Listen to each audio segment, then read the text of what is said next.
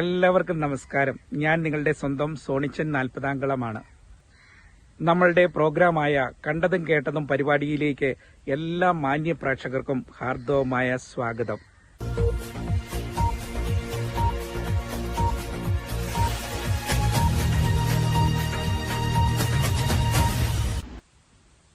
രണ്ടു ദിവസമായി ഞാൻ വീഡിയോ ചെയ്യുന്നില്ല എന്ന് ചിലർ എന്നോട് മെസ്സേജിൽ ചോദിച്ചു. എന്ത് പറ്റി? പനിയൊക്കെ ആയിട്ട് സുഖമില്ലായിരുന്നു, അതുകൊണ്ടാണ് ഞാൻ 2 ദിവസമായിട്ട് വീഡിയോയിൽ അതുകൊണ്ടാണ് വരാഞ്ഞത് കേട്ടോ. ഹോസ്പിറ്റലിൽ കാര്യങ്ങളുമൊക്കെ ആയിട്ട് പോവുകയായിരുന്നു. ഇനി കുറഞ്ഞില്ലെങ്കിൽ അടുത്ത ദിവസം അഡ്മിറ്റ് ആകണം. കാരണം എന്ന് വെച്ചാൽ ഒരു പനിയൊക്കെയാണ്. അപ്പോൾ മരുന്നൊക്കെ തന്നു വിട്ടിരിക്കുകയാണ്. 2 ദിവസം കഴിഞ്ഞ് വരാനാണ് പറഞ്ഞത്. ഇല്ലെങ്കിൽ അഡ്മിറ്റ് ആകേണ്ടി വരും. അപ്പോൾ ഞാൻ അതുകൊണ്ടാണ് വീഡിയോ ചെയ്യാനൊക്കെ വരാഞ്ഞത്. അപ്പോൾ സൗണ്ടിൻ്റെയൊക്കെ ഒരു പ്രശ്നമുണ്ട് കേട്ടോ. അപ്പോൾ അതുകൊണ്ടാണ് വരാഞ്ഞത്. Okay. Nilambur MLA PV Anvar രാജിവെച്ചിരിക്കുകയാണ്. അദ്ദേഹം ഇന്ന് തിരുവനന്തപുരത്തെത്തി. അദ്ദേഹം മാധ്യമപ്രവർത്തകർക്കൊന്നും പിടികൊടുക്കാതെ നേരെ സ്പീക്കറുടെ ചേംബറിലെത്തി. സ്പീക്കർക്ക് നേരിട്ട് അദ്ദേഹം രാജിക്കത്ത് സമർപ്പിക്കുകയായിരുന്നു. അദ്ദേഹം ഇന്ന് വന്നത് MLA ബോർഡെല്ലാം അഴിച്ചുവെച്ച് അദ്ദേഹം ഒരു കറുത്ത കാറിലാണ് നിയമസഭയിലെത്തിയത്. അങ്ങനെ അദ്ദേഹമാണ് ആദ്യം അവിടെ വന്നത്. അതിനുശേഷമാണ് നമ്മുടെ സ്പീക്കർ എത്തിയപ്പോൾ PV അൻവറും അനുയായികളും നേരെ സ്പീക്കറുടെ ചേംബറിലെത്തി അദ്ദേഹത്തിന് രാജി സമർപ്പിക്കുകയായിരുന്നു, രാജി കൊടുക്കുകയായിരുന്നു. അദ്ദേഹം അത് സ്വീകരിക്കുകയും ചെയ്തു. ഇനി രാജി സ്വീകരിക്കേണ്ടത് സ്പീക്കറുടെ കടമയാണ്. ഏതായാലും അദ്ദേഹത്തിന്റെ ചേംബറിലെത്തി രാജി കൈമാറിയിരിക്കുകയാണ്. ഇനി അത് സ്വീകരിക്കേണ്ടത് സ്പീക്കറുടെ കടമയാണ്. അദ്ദേഹം അതിനുശേഷം നേരെ ഒരു ഹോട്ടലിൽ വന്ന് അദ്ദേഹം മാധ്യമപ്രവർത്തകരെയൊക്കെ കാണുകയുണ്ടായി. അവിടെ വെച്ച് അദ്ദേഹം ആദ്യമേ തന്നെ മാധ്യമപ്രവർത്തകരെ അഭിവാദ്യം ചെയ്തുകൊണ്ടാണ് തുടങ്ങിയത്. അതുപോലെ ആദ്യം അദ്ദേഹം നന്ദി പറഞ്ഞത് നിലമ്പൂരിൽ തന്നെ വിജയിപ്പിച്ച എല്ലാ ജനങ്ങളോടും വോട്ടർമാരോടും നന്ദി പറയുന്നു. പിന്നെ തനിക്ക് അവിടെ അവസരം നൽകിയ LDFനോടും അദ്ദേഹം നന്ദി പറയുന്നു. അദ്ദേഹം പിണറായിസത്തിന് മാത്രമാണ് എതിരാണെന്നാണ് അദ്ദേഹം പ്രത്യേകം ആ വാർത്താ സമ്മേളനത്തിൽ എടുത്തു പറഞ്ഞത്. ഒരുപാട് LDFൽ എനിക്ക് സുഹൃത്തുക്കളുണ്ട്. അവരെയൊന്നും അല്ല, പിണറായിസത്തെ മാത്രമാണ് താൻ എതിർക്കുന്നത് എന്നാണ് അദ്ദേഹം പറഞ്ഞത്. പിന്നെ അതുപോലെ തന്നെ UDF തനിക്ക് ഈ അടുത്ത നാളിൽ നൽകിയ പിന്തുണയ്ക്കും അദ്ദേഹം നന്ദി പറഞ്ഞു. അതുപോലെ തന്നെ അദ്ദേഹം എടുത്തു പറയുന്നത് താൻ ഒരിക്കൽ ഈ പറഞ്ഞ പ്രതിപക്ഷ നേതാവിനെതിരെ ഞാൻ ഒരു പരാമർശം നടത്തിയത് അത് എനിക്ക് എഴുതി നൽകിയത് LDFൽ നിന്ന് എഴുതി നൽകിയതനുസരിച്ചാണ് താൻ അതിനു വേണ്ടി പ്രതികരിച്ചത്. VD സതീശനെതിരെ ഞാൻ മോശം പരാമർശമൊക്കെ നടത്തുകയൊക്കെ ചെയ്തത്. അദ്ദേഹത്തിന് വിഷമമുണ്ടായിട്ടുണ്ടെങ്കിൽ അതിനെല്ലാം ഞാൻ പൂർണ്ണമായും മാപ്പ് ചോദിക്കുന്നു. അതുപോലെ അദ്ദേഹത്തിന്റെ കുടുംബത്തിനൊക്കെ ഉണ്ടായ വിഷമത്തിൽ ഞാൻ ആ കുടുംബത്തോടും മാപ്പ് ചോദിക്കുന്നു. പിന്നെ അദ്ദേഹത്തിന്റെ കൂടെ നിൽക്കുന്ന എല്ലാ കോൺഗ്രസ് പ്രവർത്തകരോടും ഇതിന്റെ പേരിൽ ഞാൻ മാപ്പ് ചോദിക്കുകയാണെന്നാണ് അദ്ദേഹം ആ വാർത്താ സമ്മേളനത്തിൽ പറഞ്ഞത്.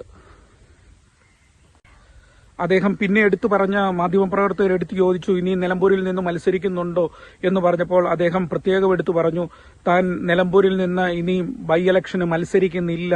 ഞാൻ പൂർണ്ണമായി UDFന് ഞാൻ പൂർണ്ണ പിന്തുണ നൽകുന്നു, പരിപൂർണ പിന്തുണ നൽകുന്നു. UDFന് വേണ്ടി ഞാൻ UDFന്റെ ആര് നിന്നാലും ഞാൻ അവർക്ക് പരിപൂർണ പിന്തുണ കൊടുക്കും.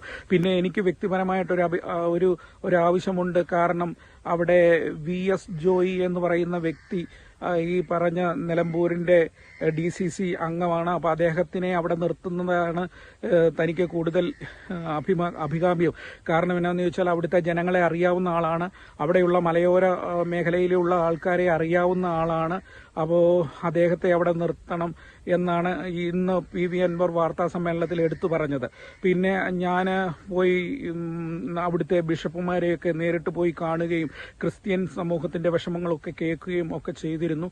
അപ്പോൾ മലയോര വനമേഖലയിലുള്ള ആൾക്കാർക്ക് സംരക്ഷണം നൽകേണ്ട ഒരാവശ്യമുണ്ട്. അതുകൊണ്ട് അവിടെ അറിയാവുന്ന ഒരു വ്യക്തി എന്ന് പറയുന്നത് VS ജോയി തന്നെയാണ്.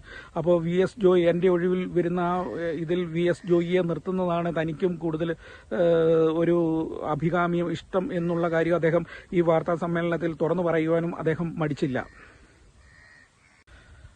മമതാ ബാനർജി പറഞ്ഞതനുസരിച്ചാണ് താൻ രാജിവെക്കുന്നതെന്ന് അദ്ദേഹം വാർത്താ സമ്മേളനത്തിൽ പറഞ്ഞു.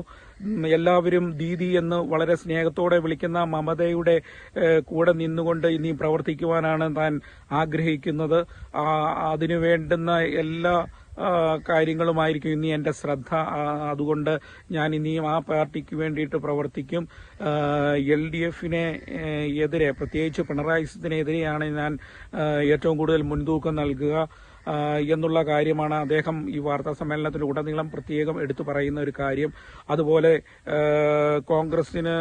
കോൺഗ്രസുമായിട്ട് യോജിച്ച് ഇനിയുള്ള കാര്യങ്ങളിൽ പ്രവർത്തിക്കും. അതുപോലെ മമതാ ബാനർജി ഈ പറയുന്ന മലയോര വനമേഖലയിലുള്ള കർഷകർക്ക് വേണ്ടി ഇനിയും നിയമസഭയിൽ പ്രത്യേകിച്ച് നിലമ്പൂരിന് വേണ്ടിയിട്ടൊക്കെ ഉള്ള ജനങ്ങളുടെ വിഷമങ്ങളൊക്കെ ഞാൻ അവരുടെ ശ്രദ്ധയിൽപ്പെടുത്തിയിട്ടുണ്ട്. അതുമാത്രമല്ല, പല സംസ്ഥാനങ്ങളും ഇതുപോലെ വനമേഖലയിലെ കർഷകർ അനുഭവിക്കുന്ന വേദനകളൊക്കെ അവർ ഇനിയും ലോകസഭയിൽ വാദിച്ച് കോൺഗ്രസിനോടുകൂടെ കൂട്ടുചേർന്ന് നിന്നുകൊണ്ട് ഈ പറഞ്ഞ കർഷകരുടെ പ്രശ്നങ്ങൾ ഉന്നയിക്കും എന്നാണ് ഇപ്പോൾ PV അൻവർ പറയുന്നത്. അതിനു വേണ്ടുന്ന എല്ലാ മാർഗവും, കർഷകർക്ക് വേണ്ടുന്ന എല്ലാ നിയമസഹായങ്ങളും അതുപോലെ തന്നെ എല്ലാ കാര്യങ്ങൾക്കും താൻ കൂടെ ഉണ്ടാവും എന്നൊരു ഉറപ്പും അദ്ദേഹം ഈ വാർത്താ സമ്മേളനത്തിൽ എടുത്തു പറയുകയുണ്ടായി. അപ്പോൾ PV അൻവറിന്റെ ഇനി അടുത്ത നീക്കങ്ങൾ എന്താണെന്നുള്ള കാര്യങ്ങളൊക്കെ ഇനിയും അടുത്ത ദിവസങ്ങളിൽ നമുക്ക് വ്യക്തമായിട്ട് അറിയാൻ സാധിക്കും. കാരണം അദ്ദേഹത്തിന്റെ ഒരു ഗുണം എന്താണെന്ന് ചോദിച്ചാൽ, അദ്ദേഹം ആ സ്പോട്ടിൽ തന്നെ ഏത് കാര്യം ഉണ്ടായാലും അദ്ദേഹം വളരെ സ്വതസിദ്ധമായ ശൈലി ആ സ്പോട്ടിൽ തന്നെ പ്രതികരിക്കുമെന്നുള്ള ഒരു വ്യക്തിയാണ്. അങ്ങനത്തെ ഒരു വ്യക്തിയാണ് ഈ PV അൻവർ. അതായത് മനസ്സിൽ വെച്ചുകൊണ്ടൊന്നും പറയില്ല, കിട്ടുന്ന കാര്യങ്ങൾ അന്നേരം തന്നെ പറയും. അങ്ങനെയുള്ള ഒരു വ്യക്തിയാണ്. അപ്പോൾ അദ്ദേഹത്തിന്റെ ഇനി അടുത്ത നീക്കങ്ങളൊക്കെ അദ്ദേഹം അടുത്ത ദിവസങ്ങളിലൊക്കെ നമ്മളെ അറിയിക്കും. നാളെ നമുക്ക് മറ്റൊരു വീഡിയോയുമായി വരാം. അതുവരെ എല്ലാവർക്കും ബൈ ബൈ.